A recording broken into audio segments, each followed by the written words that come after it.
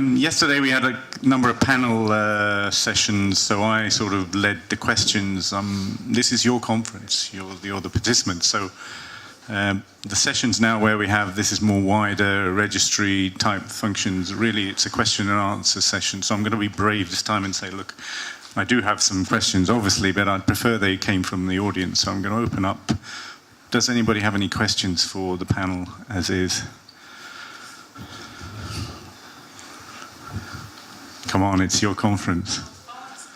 Yeah. So if you were deciding to try to issue LEIs and you talked about having a consistent number within the database, I know we've had multiple systems and we have legacy numbers that don't follow a consistent pattern. Would the first thing be to do a cleanup and sort of change legacy numbers so that it followed whatever pattern you're following currently, or it's okay to have differences across the data in time? If I understand your question correctly, I mean the LEI is a new number in itself, which you add in fact to the data you already have, and you create a relationship, a mapping with your local number. And your local number is your local number. I mean, and if you have had changes over the years in the system of having your numbers, that is no problem at all. I mean, you just map them to each other, and as long as the number, I mean, it is important that your local number stays the same to keep the mapping, but I guess that will be the case.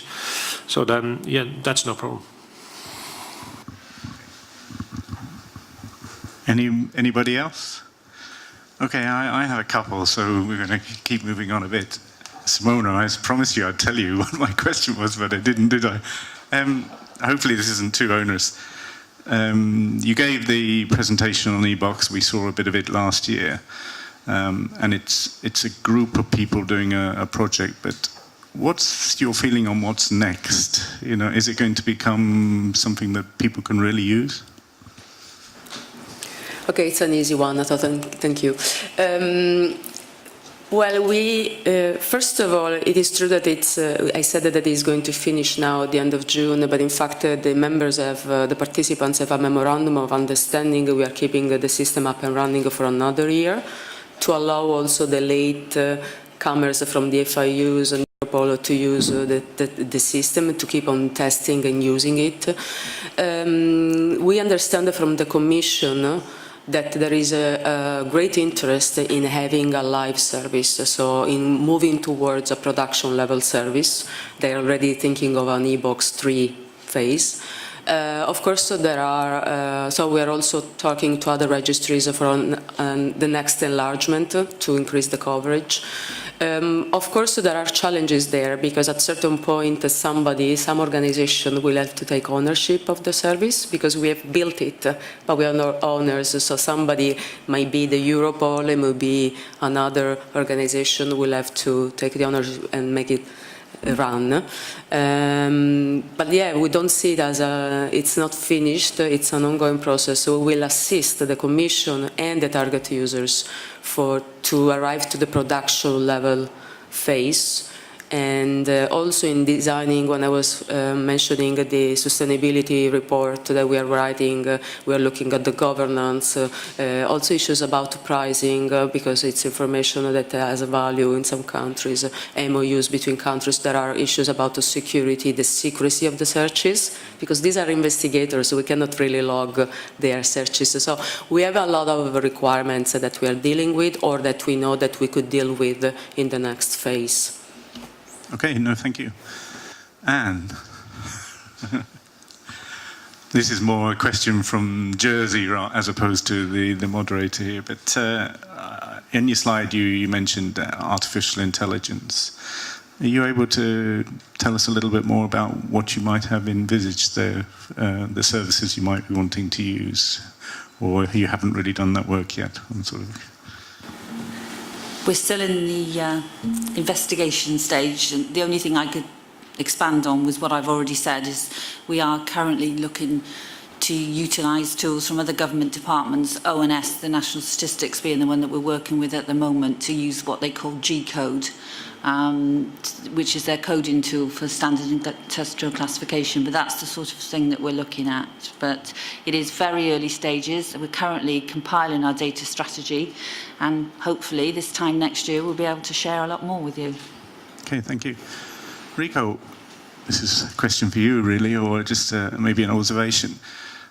I've seen your presentation a few times now in different, and it gets greater and greater, and there's more and more content and that. But I've lost the actual, personally, this is a personal question again now. Where does the LEI or GLIFE think it's going to be, say, in 5 years' time? What is the ultimate goal now with the LEI? I would say the ultimate goal is to have a really worldwide identifier available for as many companies as is relevant.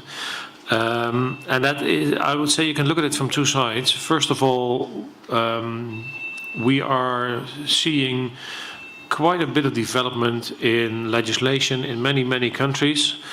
For example, over the last couple of months, also new developments regarding legislation in countries like Hong Kong and Malaysia, where it is becoming mandatory to have an LEI for certain type of financial transactions.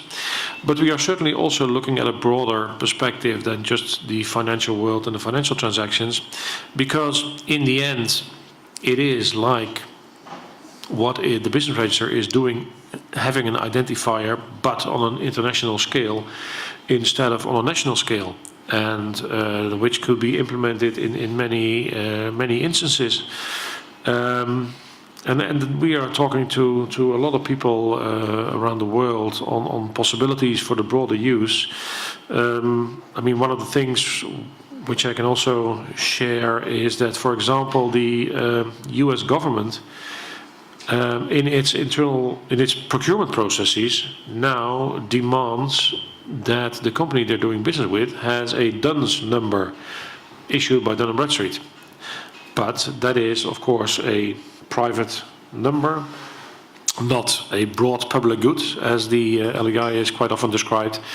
And they are really considering to switch to the LEI for those processes as well. And I mean, that's one of the examples of a much broader use than just for specific financial transactions where things started. Okay, thank you. Heinrich, I don't really have a question for you, but it's really an observation. I found your presentation on how difficult it was and what you had to overcome with the LOU. And I actually thought, Rico, that the two of you could probably do a quick tour of a number of jurisdictions saying, this is what an LEI is, this is how you get an LOU, this is the problems, and it would probably help an awful lot of jurisdictions who may be now seriously considering becoming LOUs. So it's maybe just really an observation. And we might be asking you in Jersey. Really, I'm going to ask again, does anybody have any questions from the audience for the panel? Oh, David. Oh, David. Rico, GLIFE, who ultimately controls GLIFE? GLIFE is a Swiss foundation which has a board of directors, and they are the ones, of course, running the foundation as such. These people are, it's a board of 17 people, mainly from the financial world and regulators and things like that. And then there is a second relevant body, which is the ROC, the Regulatory Oversight Committee, which is a body established by the Financial Stability Board in Basel, which comprises of something like 80 financial regulators from around the world, which is, it's not a body of the GLIFE as such, it's not an organ of the GLIFE as such, it's a separate body, but they are responsible for the main policies behind what the LEI, what the GLIFE is doing. And there is a memorandum of understanding between the two how to cooperate. So in the end, I mean, it is a foundation, so the board is in the end from a legal perspective, of course, the boss. But there are quite a few people around to control that. I got another question for Rico, or maybe for you together. I have the impression after the G20 decision and the idea we have to find a solution on who owns who. At the moment there are many horses running in the race and try to figure out a good solution. And I was wondering, is there an idea of coordinating and getting together and maybe one day have all the tools together we now see on different stages? What kind of tools do you mean? No, I mean, we had here a couple of ideas, so that's now a different thing. E-box is a different, but there are different approaches to figure out who owns who. And I think LEI is a tool for that as well. So is there an idea to a corporate coordination and get together with all these different groups now? Concretely, at the moment, not. But I mean, what Julian was suggesting already as well. I mean, we are thinking about the future, of course, and what the things are we want to do, and how to organize such things in the best possible way. Because I mean, we really try to avoid to do things twice or to copy other initiatives. But since there is no real broad initiative in this field available at the moment, there is something which, and certainly not, I mean, that's of course one of the basic things for the LEI world as well. All the data are available for free. That's I mean, the whole funding idea is the legal entity pays, and then the data are available for everybody.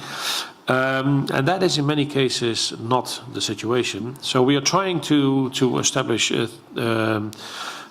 developments like this, and also talking to others on how we can combine things. But at the moment, there's nothing concrete yet.